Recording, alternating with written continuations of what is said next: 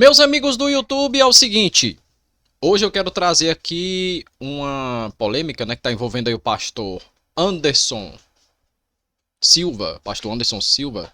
Ele que é bastante conhecido aí, principalmente entre os jovens. Ele que eu até citei no vídeo, que tem um movimento no ministério masculino chamado Machonaria, onde é um evento onde se juntam ali os homens para celebrar o Senhor, para adorar, para aprender mais das escrituras referente ao papel do homem na sociedade.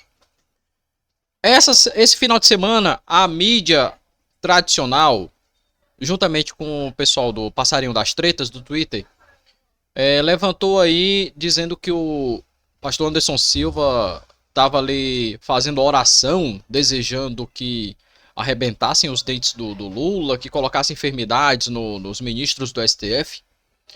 É isso mesmo? Ou seria mais uma falácia do espantalho? Ou seja, a falácia do espantalho é quando você tira um trecho de um contexto para gerar um pretexto para heresia ou para fake news. Vamos fazer o seguinte, vamos dar aí uma conferida, né, no trecho desse podcast que tem mais de 1 hora e 20 minutos. E eu quero mostrar também uma parte e que não foi mostrada aí pela mídia, né? Vamos dar aqui uma conferida, let's go. Antiga Inglaterra, né? Ele lutou 18 anos, se não me falha a memória, apresentando o projeto de lei para o fim da escravidão. Ele foi zombado os primeiros anos e insistiu até que a lei foi aprovada e houve a libertação dos escravos. E no discurso final, que toda a Câmara se colocou de pé para aplaudir o homem de Deus, o discurso dele diz isso: se os senhores não libertarem os escravos, Deus há de vir contra vós. E, por exemplo, a gente ainda estava num tempo histórico que Deus era respeitado, né? Uhum. O grande problema é que Jesus vai pegar os ministros do STF, mas eles vão rir. Pode rir, pô. Pode. Está escrito em Atos que o imperador que não deu glória a Deus foi comido pelos vermes. Uhum. De que verme você quer? É um verme literal comendo a tua carne? É um verme moral? É um problema familiar? É do tipo assim, como que você quer que Deus coloque a mão sobre você? Essa passagem que ele está explicando aqui, se não falha a memória, é Atos capítulo 12, em que houve ali uma conversa entre o imperador e mais o... Na verdade não era nem imperador, era Herodes, né? Herodes. O Herodes parece que era o tetrarca, se não falha a memória. Tava tendo ali um desentendimento entre eles e o líder de um povoado, né? Um povoado. Aí daí então houve ali um acordo e o Herodes foi fazer o discurso, a oratória para aquele povo. E aquele povo ficou exaltando: esse daí é um Deus, esse daí é um Deus, ou seja, ele tomou a glória para si. E Deus, vendo isso lhe acometeu de uma enfermidade. Por não ter dado glórias a Deus, o imperador acabou aí morrendo. Com graça e misericórdia, quebrando seu coração, humilhando você. Aí ele está falando aqui o seguinte: no meio do povo cristão, do povo evangélico, a gente fala sempre o seguinte: existem duas formas de você entregar a sua vida para Cristo como seu Salvador. Ou através do amor, você ouvindo ali a palavra e deixando que o Espírito Santo te convença de que você de fato é um pecador, porque só o Espírito Santo é que tem o poder de convencer. Eu não tenho, você não tem o poder para convencer uma pessoa de que ela é pecadora. Você pode falar, você pode afirmar, ó, fulano de tal é pecador. É pecador. E não sai da prática do pecado. Mas a pessoa vai continuar, por quê? Porque ela não vai dar crédito. Mas o Espírito Santo, quando ele tocar, ele convence de que a pessoa realmente é pecadora e que necessita de um Salvador. Aí sim, ela recebe a Cristo pelo amor. Ou então através da dor, de uma situação complicada, de uma enfermidade, e que ela venha pedir socorro. E ela vai pedir socorro a quem? Ao Senhor. É isso que ele está querendo dizer. Vamos continuar. Esmagando você pelo sofrimento. Assim, a gente precisa crer, cara. Você abrir uma janela aqui, sabe? A igreja diz, eu tô orando. Mas talvez a gente não está orando na fé, na intensidade da fé. Do tipo assim, o guerreiro é Deus. Salmos 2 diz que o Senhor está rindo. Rindo por quê? Porque ele é capaz de destruir o imperador da terra. Então, assim, falta essas orações imprecatórias dos salmistas. Aí aqui já na frente eu vou explicar o que é uma oração, um salmo imprecatório, oração imprecatória. Senhor, mata meus inimigos, quebra os dentes dos meus inimigos. Falta a gente orar assim, Senhor. Aí nesse ponto que ele vai falar agora, ele antes referiu a Davi, né? Que Davi ele fez alguns salmos imprecatórios. Salmo 23 é imprecatório, Salmo 39, se não falha a memória, é imprecatório. E eu vou já trazer a definição do que é um salmo imprecatório. Arrebenta a mandíbula do Lula. Sabe? Tipo, Senhor, prostra enfermos ministros do STF para que eles te conheçam no leito de enfermidade. Sabe? Do tipo assim. Olha, esse ponto aqui é que é interessante, ó. O salmista, Senhor, mata meus inimigos, quebra os dentes dos meus inimigos. Falta a gente orar assim, Senhor, arrebenta a mandíbula do Lula. Sabe? Tipo, Senhor, prostra enfermos ministros do STF para que eles te conheçam no leito de enfermidade. Aí ele tá pedindo aqui, né? Tá pedindo, né? Tá fazendo um exemplo dizendo assim, Senhor, que o Senhor pese a mão sobre essas pessoas para que elas venham reconhecer, venham ter suas vidas transformadas. Mas aí a mídia pegou isso aqui e colocou como se ele, Anderson Silva, estivesse orando, desejando. Quem fazia esse tipo de oração? Davi. Davi, prepara diante de mim e de ti uma mesa para os meus inimigos. E faz o teu cálice transbordar. Que cálice estava se referindo? É o cálice da ira.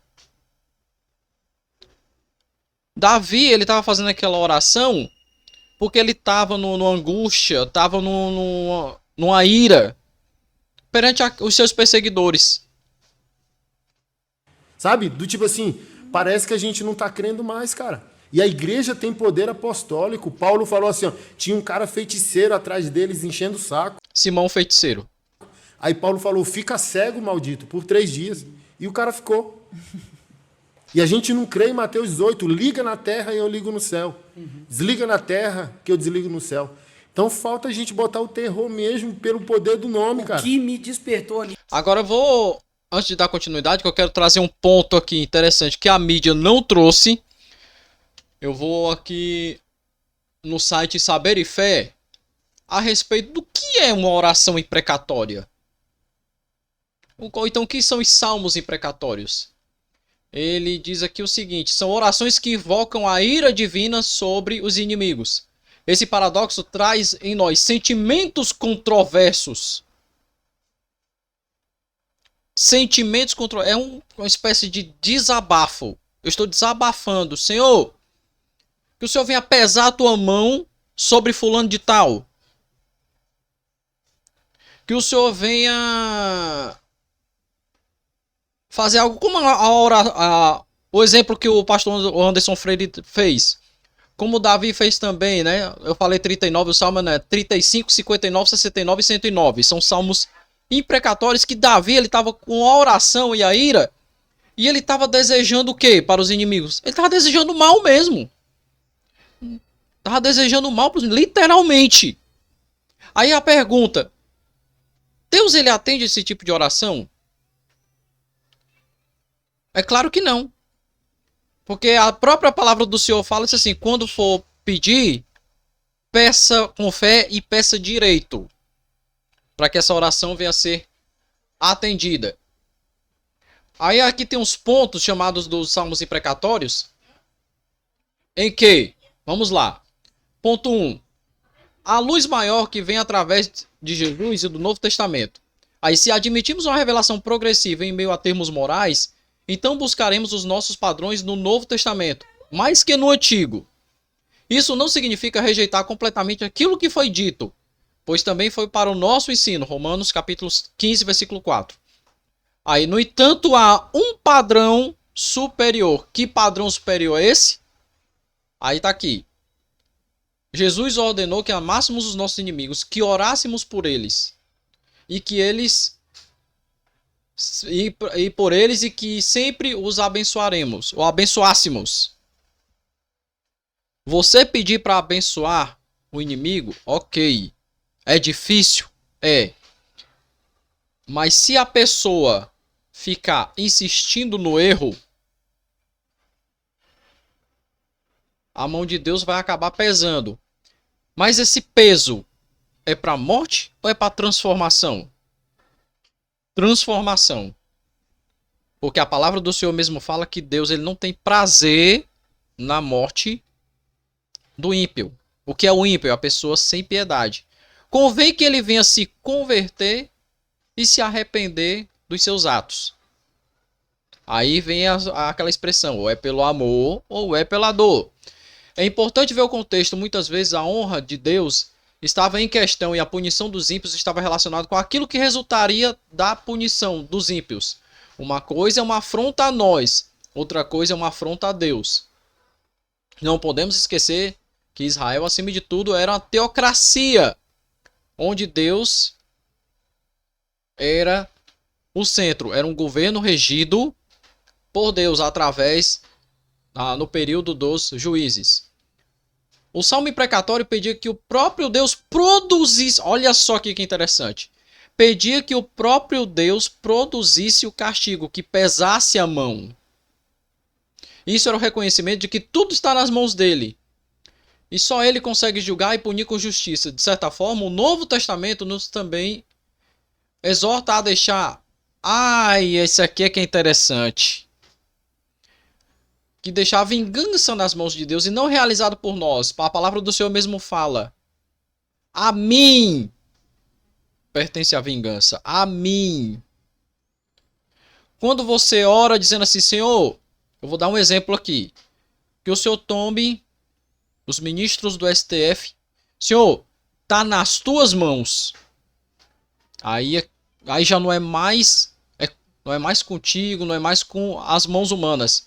É com as mãos de Deus. Aí Deus é que vai decidir o que vai ser. Se eles vão vir ou vão conhecer a Cristo pelo amor ou conhecer a Cristo pela dor. Agora eu quero voltar aqui para o vídeo para finalizar, para não ficar muito extenso. É um discurso do Nicolas Ferreira a partir do minuto 42, mas eu vou colocar aqui a partir do minuto 41:09 para a gente entender o contexto. Porque eu não sei quem é meu Deus. Eu falo assim, não, eu não vou falar isso aqui, o pessoal vai confundir com religiosidade, mas não, eu sei o que eu tô falando, eu sei o que eu tô lutando. E aí o que pode acontecer com uma pessoa que não sabe a identidade dela? Ela não faz isso. E aí o sistema vai, vem pra cá. Engole. E começa a fazer com que você ache que você lute somente com armas materiais e não espirituais. Assim, eu até me abri aqui nesse sentido do que eu estou, né, fazendo, vou continuar fazendo até o final do meu mandato, é que toda quarta-feira à noite é orar ali na Praça dos Três Poderes, específico, essa oração, falar, Deus, é o seguinte, que o Senhor tem a ver com eles. Veja com eles, sabe? A Bíblia fala que o Espírito Santo que vai ali na divisão da alma e do Espírito e convence de coisas que a gente não consegue. E olha que engraçado, a Bíblia fala sobre 3 coisas: do pecado, da justiça e do juízo. Putz, exatamente isso que a gente precisa. Eles estão pecando, eles estão sem juízo, estão sem justiça. E quem vai conseguir fazer isso? E tem hora que a gente fica batendo a cabeça, botamos o povo na rua, fizemos isso e aquilo, e a igreja orou, e a gente está se sentindo decepcionado, a gente está se sentindo como se Deus não tivesse atendido as nossas orações. Pelo contrário, Deus ele não atende uma oração que o pedido não é certo. Viram? Deus ele não atende a oração se o pedido ele não for certo. Quando orardes, peça com fé e peça direito. Não fazer um pedido imprecatório. Direcionar a Deus qual seria a punição. Não. Simplesmente ore, Senhor, toma essas pessoas nas tuas mãos. E que seja feita a tua vontade.